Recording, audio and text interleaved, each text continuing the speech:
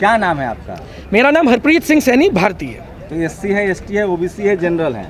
ये सवाल वैसे पूछना नहीं चाहिए आपको। ये कॉन्स्टिट्यूशनल मैं सबकी लड़ाई लड़ना चाहता हूँ। मैं एक भारतीय हूँ। अरे सर सुनिए ना, ये सब ज्ञान मत दीजिए। संविधानिक टर्म में बात कर रहा हूँ मैं, जाति नहीं पूछ रहा हूँ। संविधान ने हमें संविधानिक टर्म है, मैं कैटेगरी में भरते हैं। देखिए, मैं कैटेगरी वाइज आपको बता देता हूँ। मैं सबसे पहले भारतीय हूँ, उसके बाद आपकी बात का जवाब दे रहे हैं। भारत पाकिस्तानी है क्या? नहीं, आप मेरी बात समझ नहीं रहे। ओबीसी है, पाकिस्तानी है। संविधान ने हमें क्या बनाया? संविधान में एससी, एसटी, ओबीसी माइनॉरिटी का कैटेगराइजेशन है। संविधान ने हमें कहा सबसे पहले और आखिर में हम केवल भारतीय हैं। आप कॉन्स्टिट्यूशनल आप कॉलेज में दाखिला कराते हैं तो एससी है, एसटी है, ओबीसी है, माइनॉरिटी है? हम माइनॉरिटी में जी बिल्कुल। तो यहाँ चीफ जस्टिस हो चाहे चपरासी हो जी, सवर्ण समाज कह रहा है कि हिंदू राष्ट्र बनेगा, जिसका media, judiciary, bureaucracy, college, university और थाने पर कब्जा है।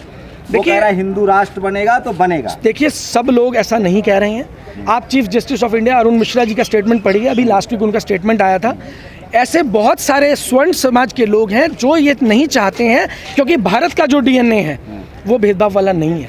ये केवल 5% लोग हैं। भेदभाव नहीं है मतलब कब भेदभाव नहीं होता था भारत में? मैं आपको जातिवाद कहाँ है? नहीं, जो मैं आपको जो बताने की, भारत में तो इतना भेदभाव है कि बियाह कर लो तो बेटी की हत्या कर देते हैं लोग। हमको कौन किस पिरामिड में रहते हैं? आप जो कह रहे हैं ऐसा नहीं है, बिल्कुल भी नहीं है। केवल 5% लोग हैं जो जहर घोल रहे हैं। कौन है वो 5%? हर समाज में है, हर वर्ग में है, हर जगह है। एक शेड्यूल कास्ट का नाम बताओ जिसने अपनी बेटी की हत्या की हो दूसरी जाति में शादी। देखिए, मैं यहाँ पर किसी के ऊपर लांछन लगाने या नाम लेने नहीं आया हूँ, लेकिन आपको ये खुद आइडेंटिफाई करना होगा। आप ये खुद जानते हैं कि कौन से वो कट्टर लोग हैं जो कट्टरता के साथ चलना चाहते हैं।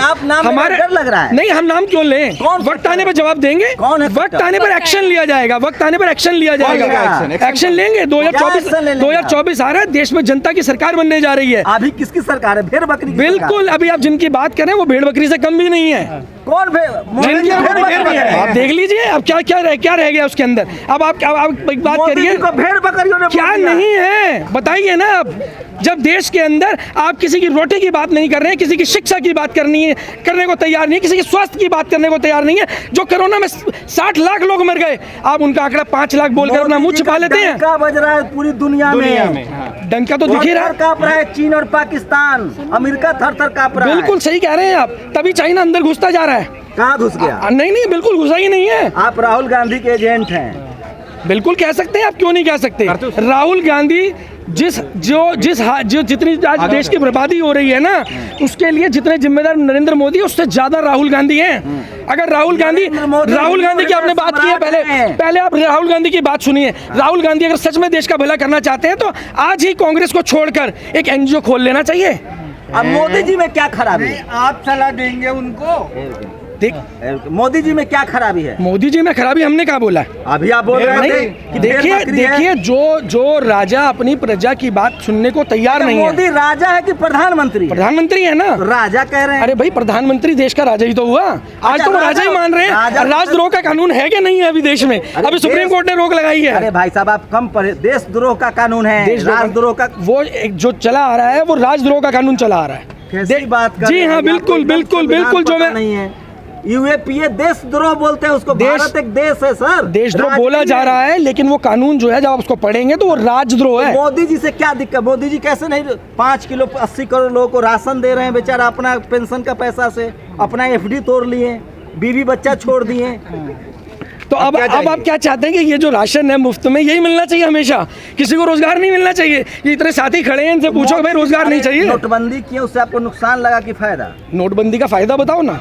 आप नुकसान तो है ही है। क्या नुकसान है? पूरी की पूरी अर्थव्यवस्था चौपट हो गई। बात कर रहे थे 5 ट्रिलियन इकोनॉमी की, 5 ट्रिलियन इकोनॉमी की बात कर रहे थे। वो 2 ट्रिलियन से भी बैक गियर पड़ चुका है। अब माइनस में हम लोग, 0 पे खड़े हैं हम लोग। मोदी का विरोध, देश का विरोध। आप देशद्रोही हैं। बिल्कुल। अगर आप कहना चाहते हैं देशद्रोही, तो हमें किसी की स्टैंप की जरूरत नहीं है, लेकिन जो भी देश के हित में होगा हम उसकी आवाज उठाएंगे।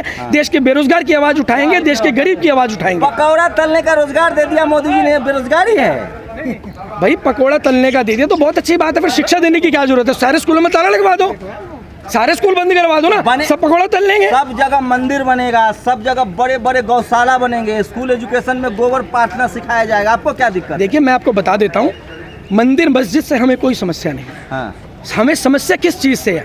आपको थोड़ा सा अगर मैं इतिहास में लेके चलूं, स्कूल अस्पताल चाहिए कि मंदिर? मैं आ रहा हूँ उसी पे। भाई साहब दोनों में से मैं बिल्कुल आ रहा हूँ, उसी पे आ रहा हूँ। स्कूल कॉलेज चाहिए कि मंदिर? मैं आपके मुद्दे पे आ रहा हूँ, बिल्कुल जवाब दूंगा। आप थोड़ा सा पेशेंस रखिए। महाराजा रंजीत सिंह का इतिहास आपको पढ़ना होगा इसके लिए।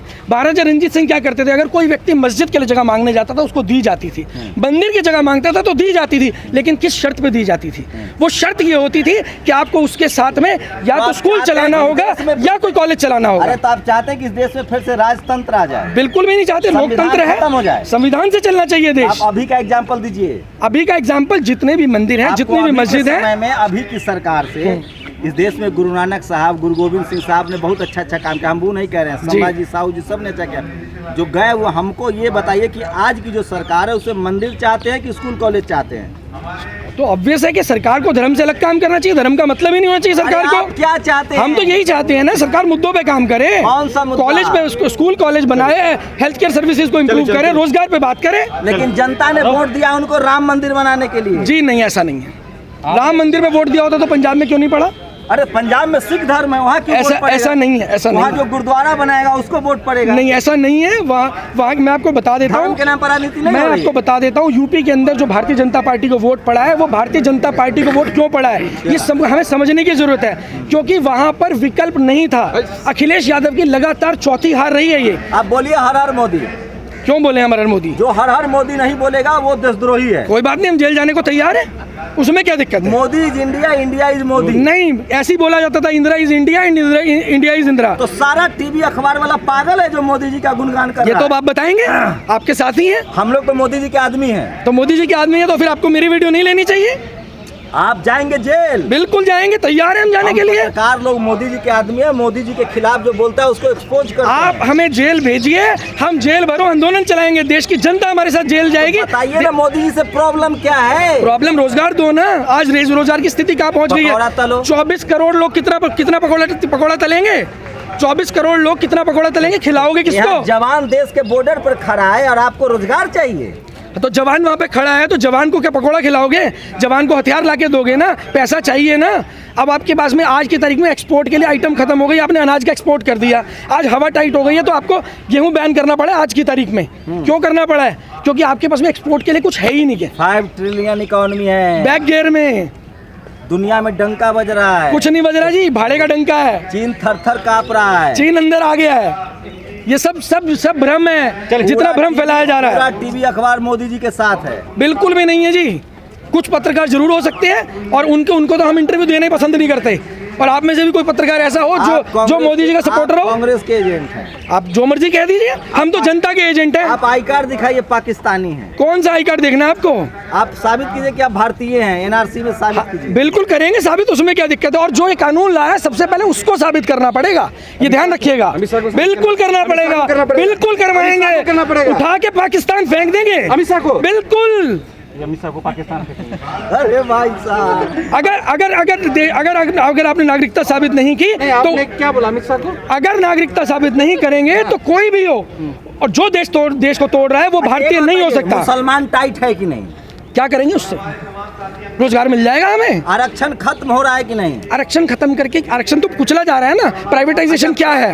सरकारी कंपनियां बेच देंगे। हमको तो मन है कि पुलिस थाना भी एडॉप्ट पर दे दिया जाए, ठेकेदारी पर। यही होने वाला है अभी। अगर भारतीय जनता पार्टी की सरकार और थोड़ा समय देश में चली तो यही होगा। सेना को भी कॉन्ट्रैक्ट कर दिया जाएगा। आपकी ऑर्डिनेंस फैक्ट्रियों को बेचा जा रहा है। आप क्या सोच रहे हैं? वो ऑर्डिनेंस फैक्ट्री जिनकी वजह से कारगिल का युद्ध जीता था हमने। मोदी जी कर रहे हैं तो कुछ सोच ही के कर रहे होंगे ना। 8वें दुनिया के सबसे बड़े ज्ञानी आदमी है मोदी जी, कल की अवतार है, भगवान विष्णु का नया अवतार है, कल की अवतार। देखिए हमने तो स्वीकार कर लिया कल की अवतार है। हाँ। अब जनता जल्दी स्वीकार कर ले और मुद्दे पे बात कर ले। तो अगर मोदी क्यों बोले? हम तो नहीं बोलेंगे, हमने तो स्वीकार कर लिया ना कि अवतार है। मैं ये वो सवाल पूछ रहा था इनसे जो टीवी अखबार आजकल आपको दिखा रहा है। आपको तय करना है कि मेरे सवाल सही थे या भाई साहब के जवाब गलत है। सोशल मीडिया आपको मौका देता है कि आप दोनों की राय